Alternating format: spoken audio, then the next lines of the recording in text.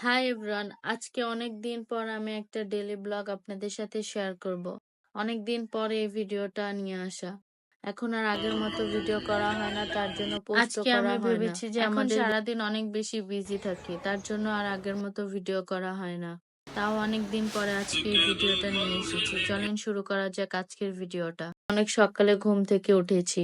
অনেক দিন পর এত সকালে ঘুম থেকে ওঠা হয়েছে। এমনিতে তো অনেক লেট করে ঘুম থেকে উঠি, বাট আজকে অনেক তাড়াতাড়ি ঘুম থেকে উঠেছি।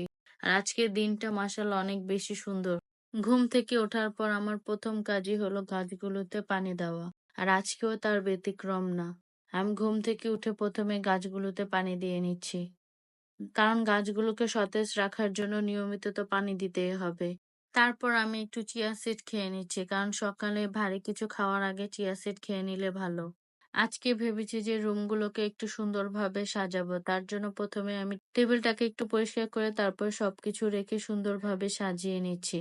অনেক দিন ধরে টেবিলটাকে পরিষ্কার করা হচ্ছিল না আর সুন্দরভাবে সাজানো হচ্ছিল না। তার জন্য ভাবলাম যে আজকে টেবিলটাকে একটু সুন্দরভাবে সাজাই।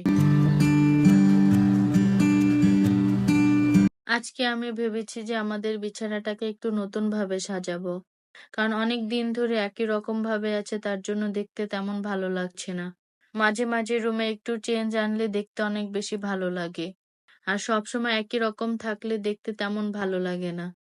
তার জন্য আমি আজকে এত সুন্দর একটা চাদর নিয়ে নিয়েছি, যাতে বিছানাটাকে একটু নতুন ভাবে সাজাতে পারি। বিছানাটা গোছানোর সময় যদি আমরা একটু একটু পরিবর্তন আনি, তাহলে সম্পূর্ণ রুমের লুকটাই চেঞ্জ হয়ে যায়। আর আমি আজকে একটু একটু পরিবর্তন করব, যাতে রুমটা দেখতে আরো বেশি সুন্দর লাগে।